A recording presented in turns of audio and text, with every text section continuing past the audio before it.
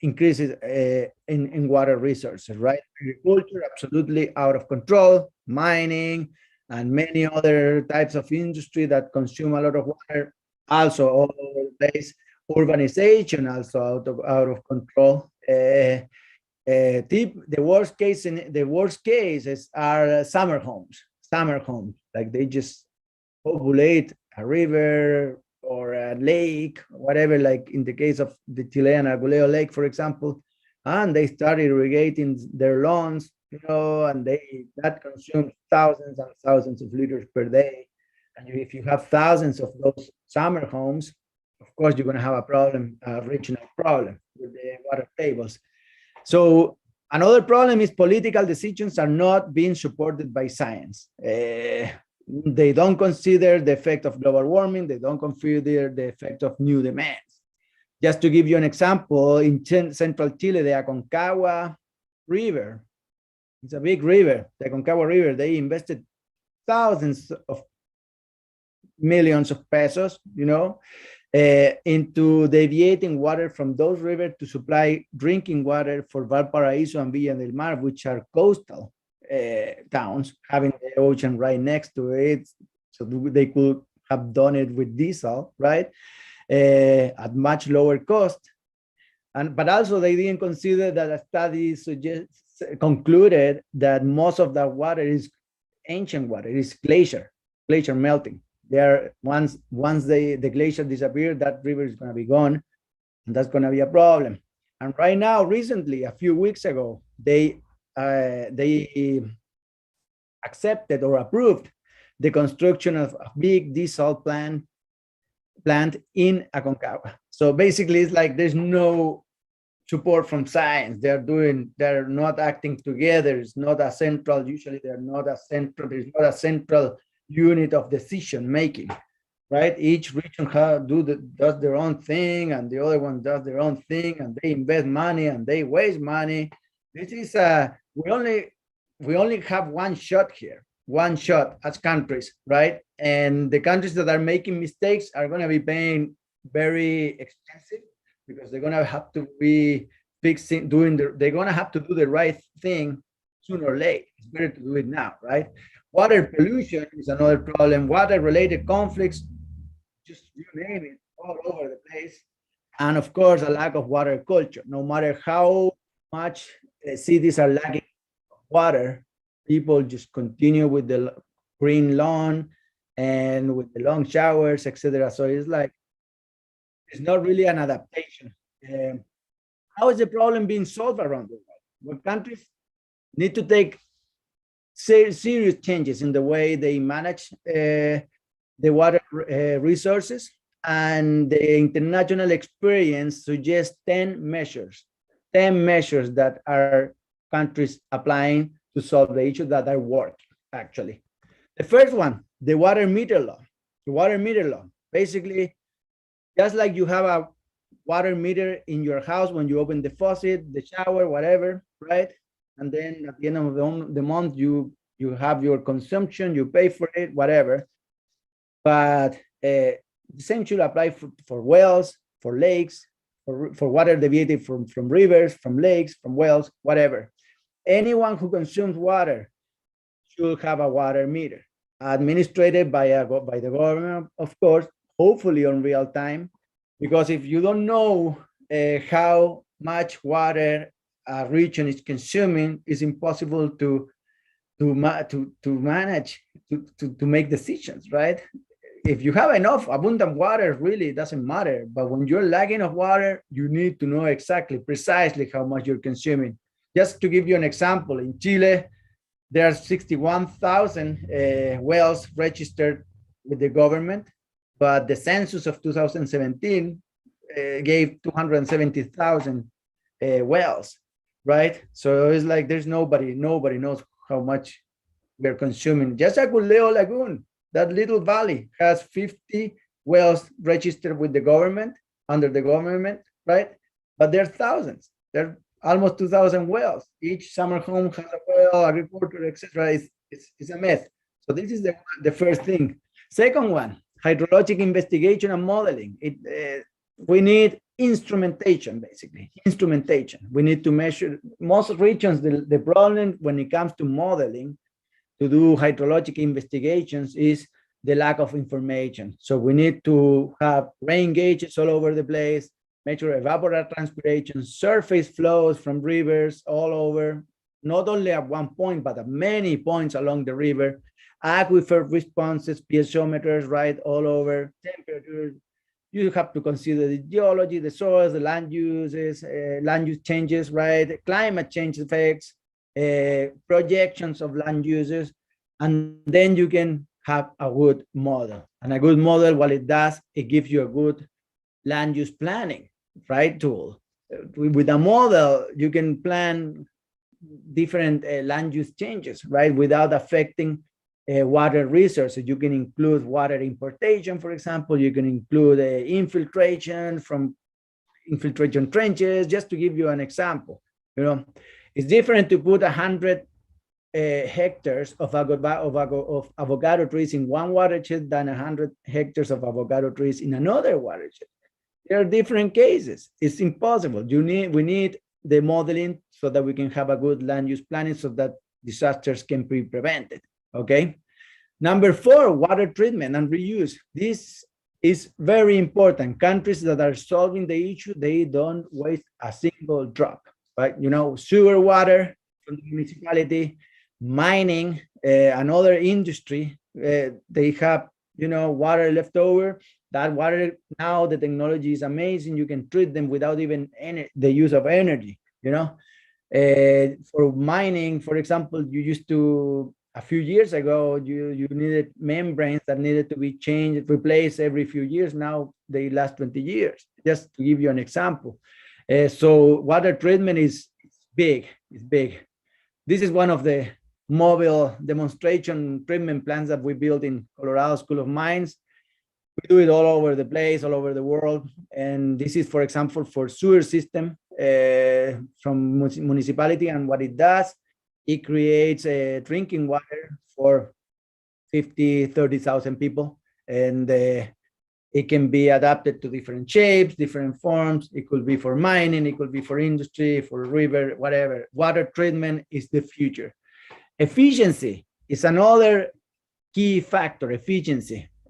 Countries that are having issues with water scarcity are characterized because most countries used to have a lot of water, basically, right? So agriculture is irrigated with sprinkling, for example, that's not being used anymore, right? Not only irrigation system, dripping irrigation system, I'm sorry, right, which is very efficient, but also water retaining polymers. Water retaining polymers, they have been subsidized by local governments in many countries, in many places, and that's because you can save up to 90% of irrigation water with those polymers. They're amazing. They can last eight years, right? And imagine if agriculture is about 80% of the world's water consumption, we could go down to 8% if we applied water retaining polymers, you know, in agriculture. It can be good for forestry, it can be good for home also, right? Instead of going on vacation and coming back and having the neighbors watering your plants, you can just use those things and problem solved. And how about flooding irrigation system? Careful here. Many countries and many regions are making the mistake of doing dripping system all over and replacing flooding irrigation systems, but be careful, because a crop field that has a flooding irrigation system is basically an aquifer recharge project. So if you put a dripping system here, you will cut the aquifer recharge. 90% of that water percolates down to the aquifer. So if the river comes from a canal, from another region, and you apply a dripping system here, you will cut immediately the aquifer recharge effect, and the water tables will go down in a year or two. So be careful there. It's better to use water retaining polymers, for example, and continue the flooding so that you can continue the aquifer recharge thing, rather than spending the money on ripping system. That's why it's so important, the investigation, the research part of it, the modeling, the instrumentation, seeing what's going on, where the water comes from, groundwater responses, watershed, how the watershed behaves hydrologically under different land use changes, you know. Evaporation control, you can save another 50% of water. So instead of irrigating every day, you can irrigate every 2 days, right? With the polymers, instead of irrigating every day, you can irrigate every 9 days, right? Or every once a week, let's say. It's just like, this is efficiency, you know. And of course, industrial processes too. It's not only agriculture. Every single industry, mining, metal extractions, textile manufacturing companies, etc. All of them, they require, they need to have like a certification that they are being extremely efficient on their usage of water, right? Solution to water-related conflicts. There are methodologies that, you know, you can solve any conflict really. And most watersheds under water stress, they're full of conflicts, and it is proven if they don't work together, usually conflicts don't get solved. And hydrology is in charge. Each municipality, each county, each administrative region of each country should have at least one hydrologist in charge that can be doing all those modeling things, right? Approving or rejecting new land use changes. You want to install 100 hectares of cherry trees, for example. They run the model. No, only 23, because otherwise you will start getting, you know, this and that problem, etc. You guys have good hydrologists. Enrique Chavez from the University of Sao Paulo is a good one, a good friend of mine too. And yeah, Brazil has excellent hydrologists. And so the rest of the region could learn a lot about Brazil. But yeah, it's not about just approving land use changes. Everything needs to be based on water from now on. Water education, not only schools, all right? This is the cover of a book that we recently published with Dr. Marilia and many other countries, and Brazil was one of them, about what the experience is in 11 countries was in terms of water education in kids. And it's unbelievable how much they've been advancing, how different, and why it's so important, this thing, because it is proven that educating the kids is the best way to change the water culture of a country. So every single high school, middle school, university should have a strong water education program. Same with government agencies, private sector, all companies, they need to have a certification that their employees are trained to save water, for example. Basically, the whole country should change, the whole country, you know. Incentives, also important incentives to incentivize, to subsidize so that people can build rainwater harvesting systems from the roof, to catch the water from the roof, even from the streets, like some countries do. Xeriscaping, like it's to transform the green, this English, like green yard into the xeriscaping yard, right? Water retaining polymers all over in agriculture and etc. And water saving devices all over. That should be subsidized, right? And please, no more water trucks. Water trucks are indignified, are polluting, and they're very, very expensive also. Right now that we have the atmospheric water generators, and they are amazing. You can produce up to 7,000 liters a day with solar energy in many occasions, just from water condensed from the atmosphere. Just that's it. You know, everyone who receives water from a water truck should have one of those in their house, in their backyard, and that's it. Pure water forever, and no problem anymore. And then once we apply all those measures, then then we can just then start thinking about importing water, because water importation is expensive. Many countries have made the mistake of importing water and then just keep wasting it, and then the sources are get for example, any country that has a glaciers, right? The source disappear, the glacier disappear, the source disappear, that's it, right? So you have to import and store water in the basins that needed after applying all those measurements, right? All those measures. Dams are definitely out of the questions. Most regions of the world that has mountainous areas, high Andes, Alps, and etc., are deciding not to build dams anymore, because once the glaciers disappear, how are you going to fill up the dam? It's expensive. So what we're doing is basically, for example, Central Chile, Pine region, which is the to be. So one option is to install a big desal plant, right? And going through the minimum slope trajectory, right? And then import water, and then that water, because, for example, Aculeo needs 2 cubic meters per second, but you can do it with 7, right? That 2 goes to Aculeo, and then the rest to agriculture, industry, municipality, etc.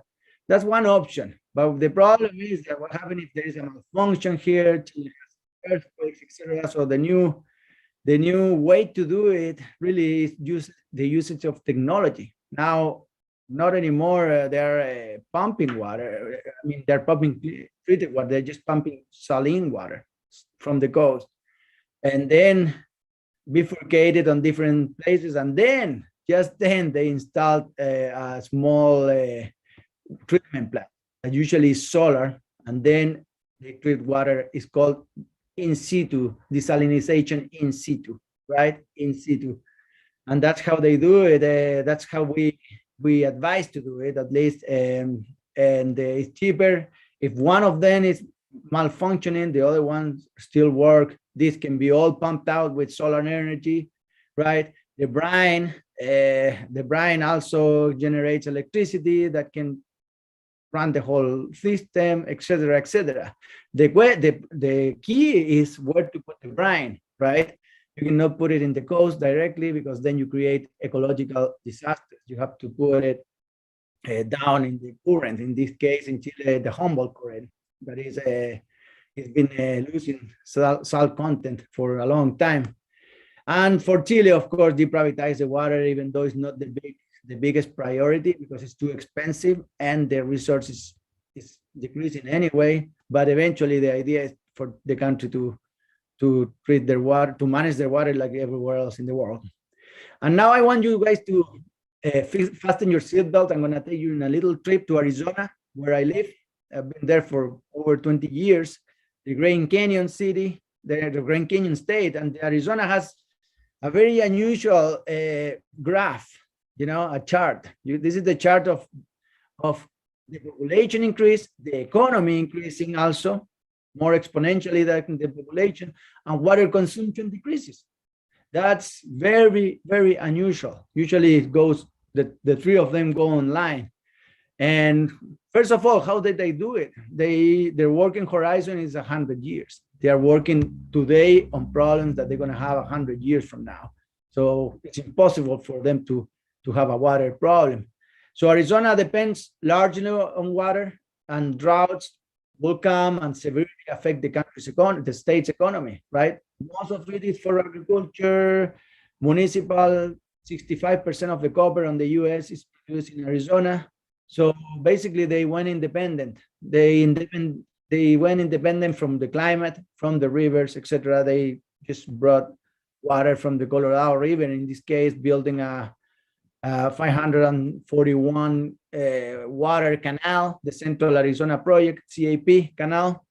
And the blue dots here are aquifer recharge operations. They have a lake there that fill up, pumping stations, right? It goes through the desert, through the cities. This is at a pumping station here. And it's unbelievable. This canal was built in the 70s, and it pretty much solved the water issue. The example for Tucson, the first thing they do when they get the water from the CAP canal, they don't just use it. The first thing they do is recharge it into their aquifer systems. They know by memory their aquifers. They know exactly how they work, where to recharge them, how fast they're going, they're traveling underground, which direction, where to pump them, why, what, how much, etc. So if they need to give water to someone, they don't build a canal. They just basically pump the water. They give them the water underground, right? And they clean their aquifers too, treat them and infiltrate them again. And then the sewer water system. The sewer water is basically, they treat them and they recharge them into special aquifers, and then they pump them. Here you can see the purple line here is the blue line. The blue lines system is the drinking water system, and the purple one is the reclaim system, right?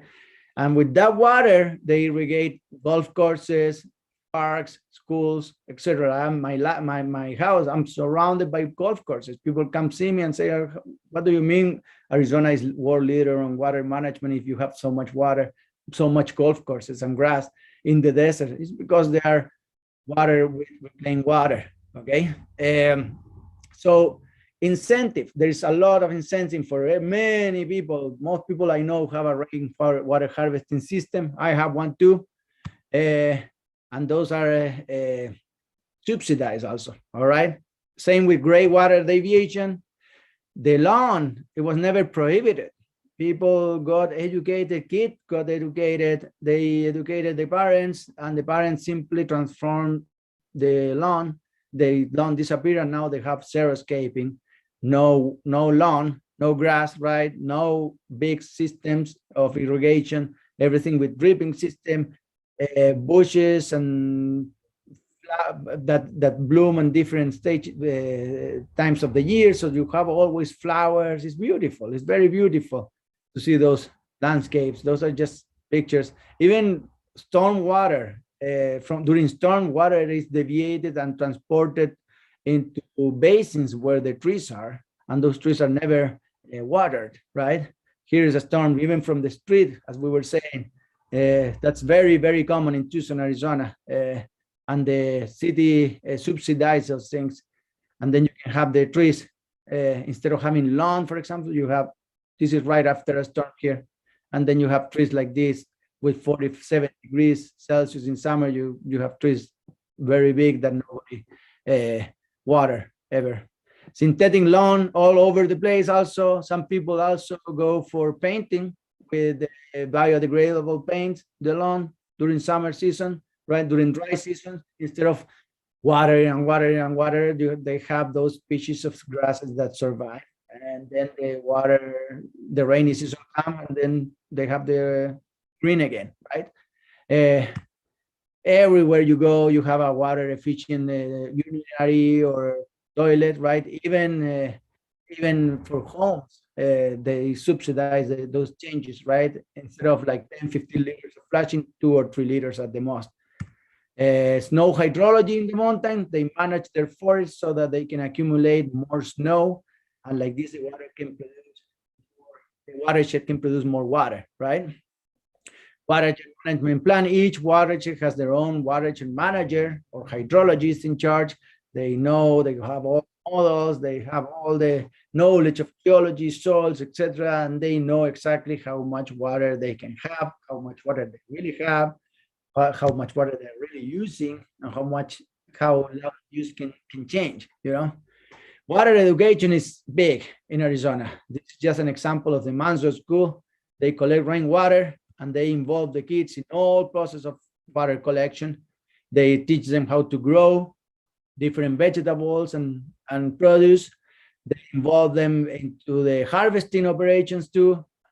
And they have a real farm. Kids, instead of going to play in the playground in pre-seasons, right? They just go to the farm, you know, and work in the garden. They even produce tilapia with aquaponic systems. And then every weekend they have a farmer's market, and they collect money, and with that money they organize field trips and games and things. And like this, Tucson, Arizona, that used to pump a lot of water from the aquifer, then the CAP canal, the reclaimed water system, stormwater system, and right now they don't pump water from the aquifer really anymore, and they recharge the aquifer every year. Certain percentage of that CAP canal water goes to aquifer recharge exclusively, and that aquifer, they have water for a long time. If they ever cut the water from the CAP canal, they already have a lot of water stored underground because of their management system. This is called adaptation. This is how smart they are.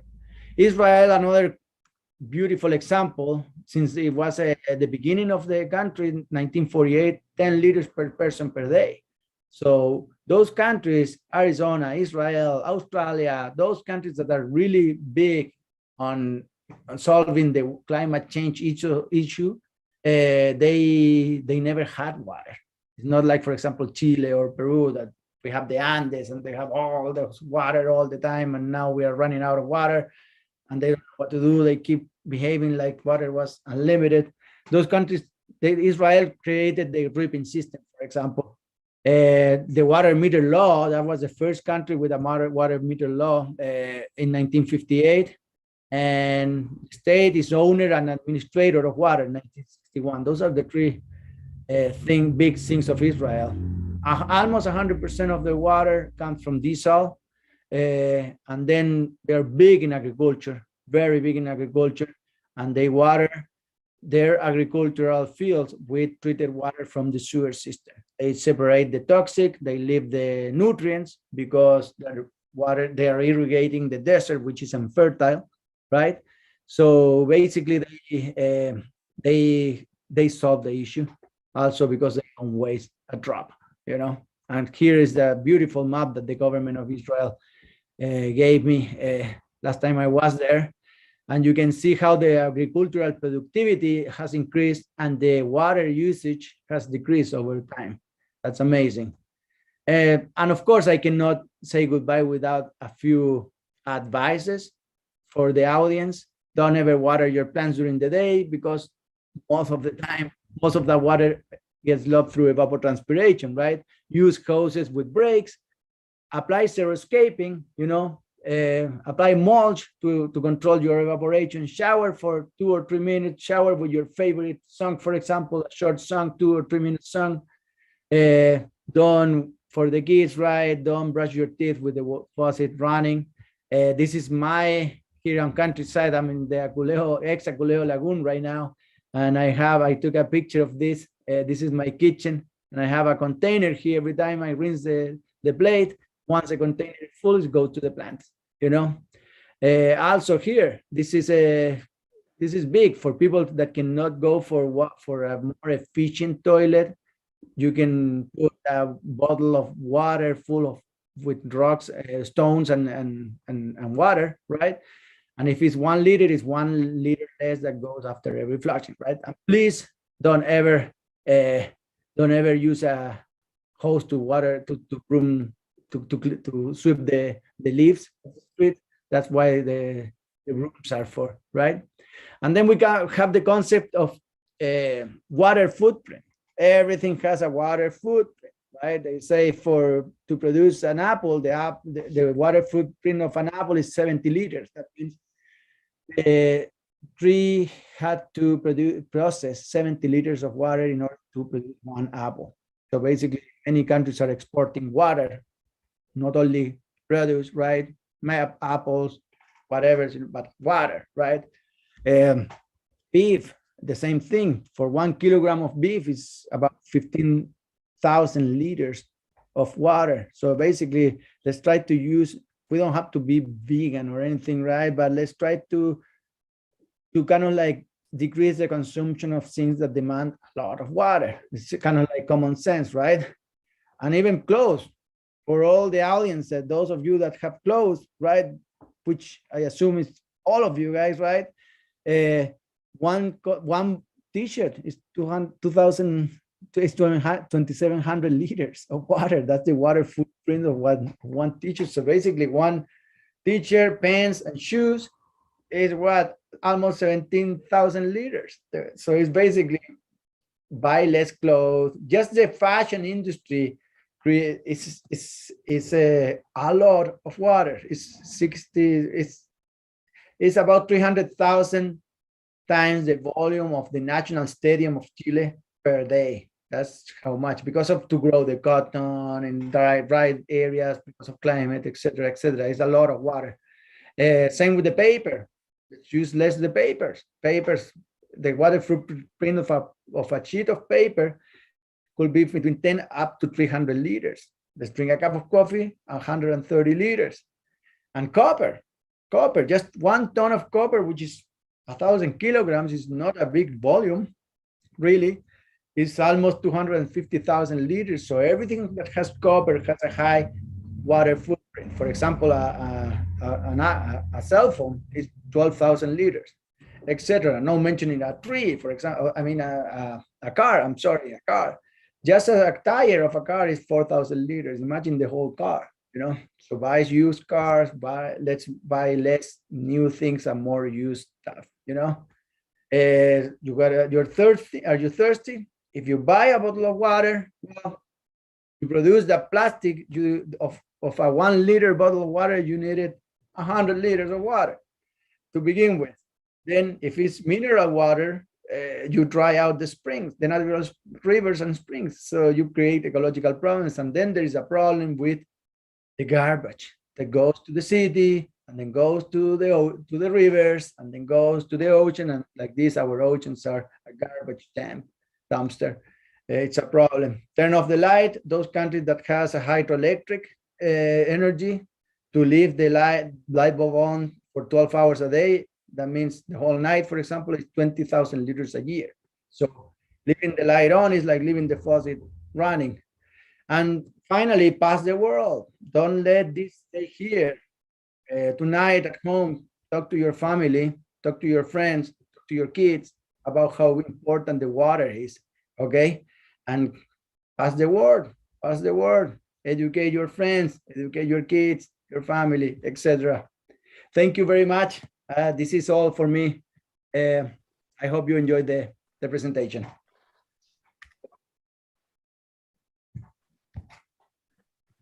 Muito obrigado, Flávio, pela apresentação, e vamos iniciar nosso debate sobre o tema, né? Recebemos algumas perguntas pelo aplicativo e pelo YouTube. Ok. Uma pergunta, Pablo. No Brasil, nós temos alguns instrumentos para auxiliar na gestão dos recursos hídricos. Temos a outorga, que regulariza o uso, temos a cobrança pelo uso da água, temos os planos de recursos hídricos. Qual o papel dessa valoração da água, puxando para o lado da cobrança? Ela pode transferir ao usuário esse senso de racionalidade da água, de precificação da água, né? Tratar a água quanto insumo dentro do processo produtivo. Can you repeat the last part of the question, please? Because it was... No, como que o valor da água pode trazer esse retorno quanto a investimentos em sustentabilidade e valoração da água enquanto insumo dentro dos processos produtivos?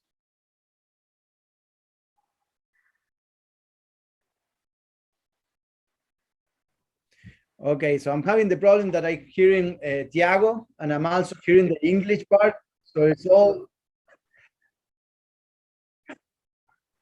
So I can hear you both at the same time.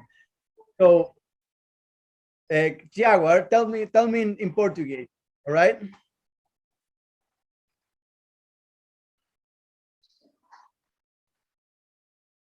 Como é que é? Desculpa. Eu faço a pergunta, você interpreta, depois passa, né?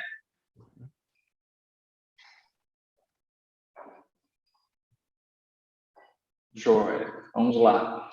A água, enquanto insumo, quanto valoração, o que isso pode contribuir?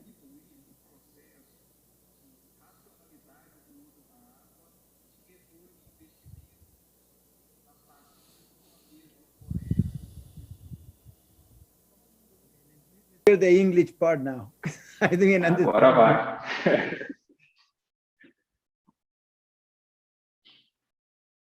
in the process of the use of water, for example, in... You're mute. You're mute. Agora tá Okay, mudo. now. How value in water can interfere in the production process, for example, of corporation companies, etc. How is attributing a value to water can, and also the fostering of a rational use of water can help solve these problems of water scarcity? That's basically the core of the question. Okay, thank you very much for the patience, and thank you very much. So basically what we have is, it's a very good question.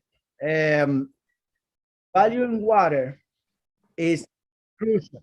It's crucial, right? A population that doesn't value water is a population that won't solve the issue.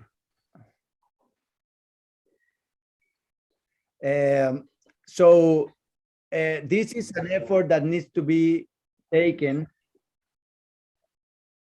at a national level, okay? People, population, industry, kids, children, everyone. So if you don't value, if you don't understand, if you don't make your entire population understand the value of water, you won't solve the issue. No matter how much you shortcut or increase the price of water, it doesn't happen.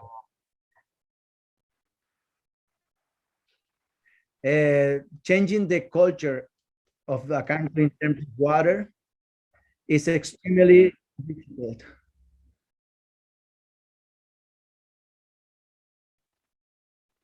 Ok, Pablo, obrigado. Estão chegando mais perguntas aqui pela organização. He said, thank you very much. I have some more questions coming in, so I'm going to ask you another question coming up. Until he asks, and then you translate. Is that okay? Tiago, Okay. ele pediu para que você faça a pergunta e depois eu interprete a pergunta, tá? Porque ele não está conseguindo ouvir a interpretação simultaneamente, que está tendo problema de eco. Ok. Pablo, o quanto as mudanças climáticas nesse processo de recorrência de secas em vários países no mundo têm contribuído para esse processo de mudança de postura da sociedade? How climate change and the recurrent droughts that we have seen all over the globe has contributed to this change in the mindset in the population as a whole? Okay, that's an excellent question because Excelente it depends pergunta, on where porque you are. depende de onde você está. For example, Por exemplo, Aculeo Lagoon that I spoke a many Lagoa times. Aculeo, que eu mencionei, Climate change has nothing to do with the problem. However, other regions is 100% climate change.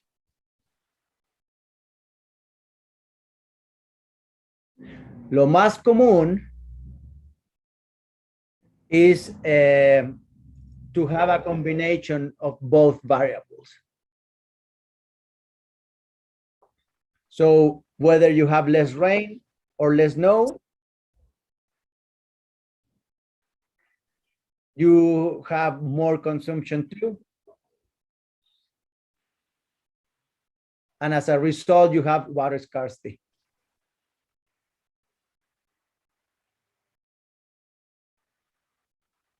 Ok.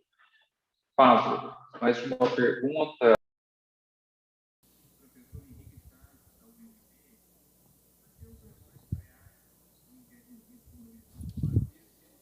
Aquíferos.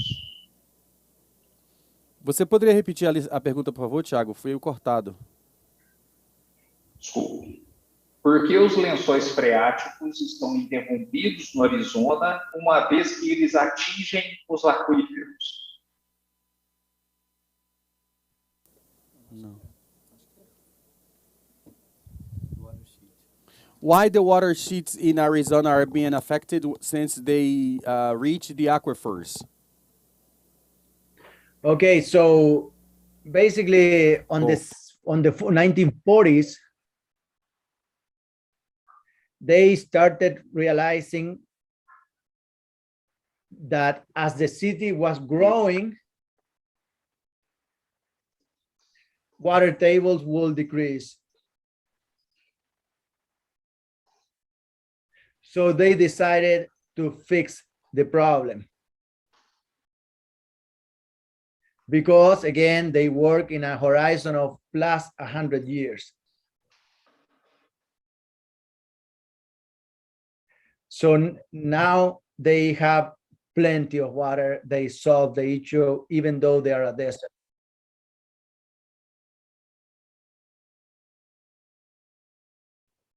Just aquifer recharge projects, basically. I don't understand. I don't know if I respond the question or not.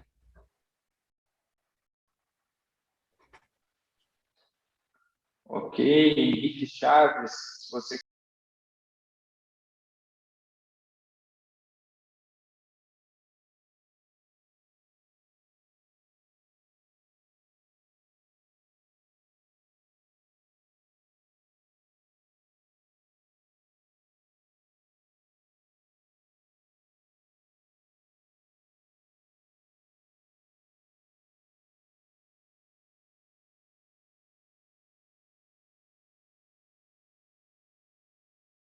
In Chile, in which there are over 250,000 wells that are not registered. What do you know of any work that is being done to bring these wells to legality? No, there is no really a need because none of them are illegal. They are not illegal. So the water law in Chile allows you to build a well in your property without permission, only if you're not making money with it. So watering half an acre of lawn with a well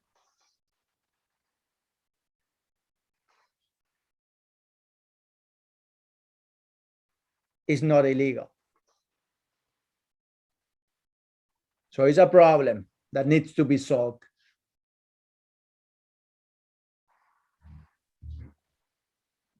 So changing the law, they need to change the law, basically.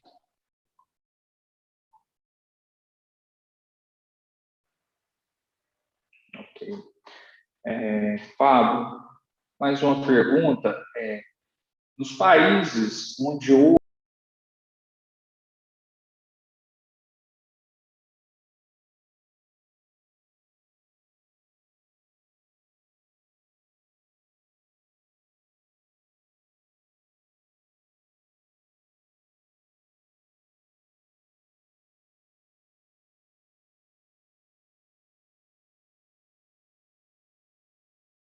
Can you mention any that have had any great success? And what is the success factor? What is the factor behind the success of these countries? The pattern, there is a clear pattern, all right? So it's about income of the country and how strict the laws and the punishment is.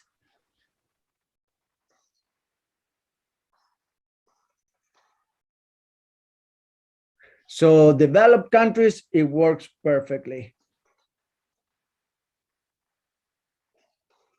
Undeveloped country is a mess.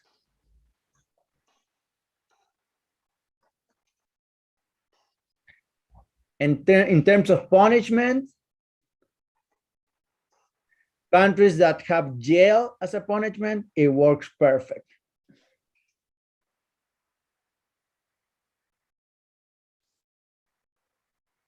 But if you have to pay just a monetary fine, it doesn't really work.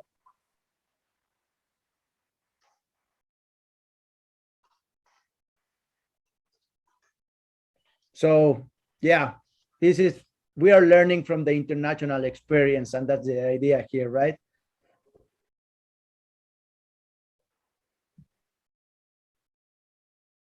Uhum. Sim, com certeza.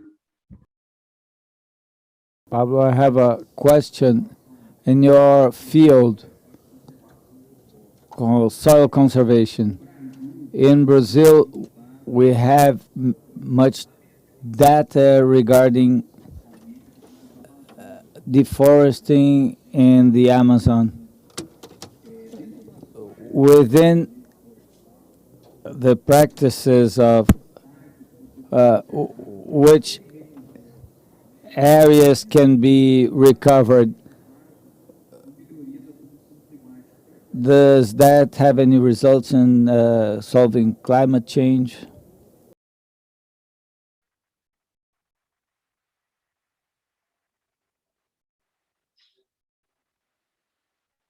It was too long, the question, I think.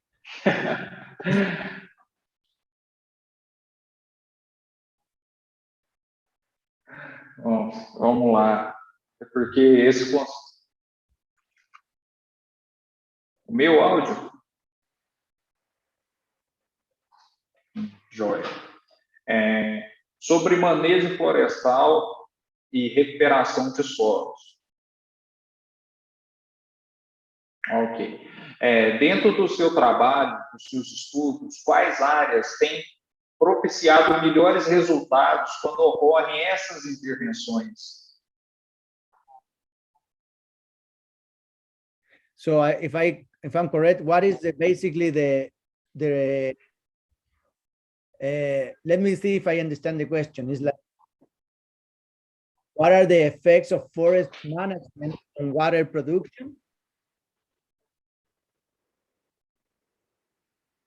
Isso, perfeito. Okay, so that's a very good question because it depends on basically on the climate of the watershed.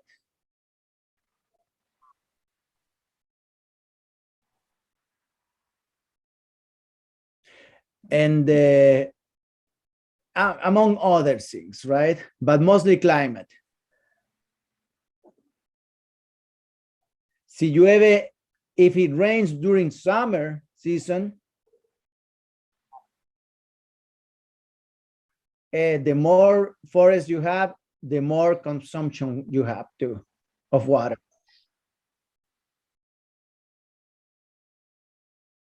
However, if it rains only during winter season, when the trees are dormant, the more trees you have, the more water you produce in the watershed.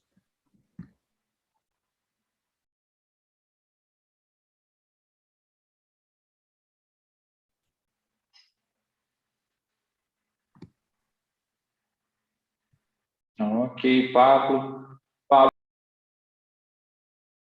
All right, Pablo, our questions are over. I'd like to thank you for your participation and all of the ones in the event.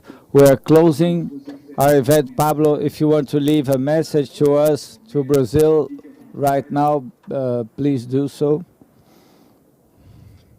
Hey, thank you so much, everyone. Muito obrigado a todos. This is goodbye, right? Creio. Thank you very much. Please feel free to contact me, anything the audience needs.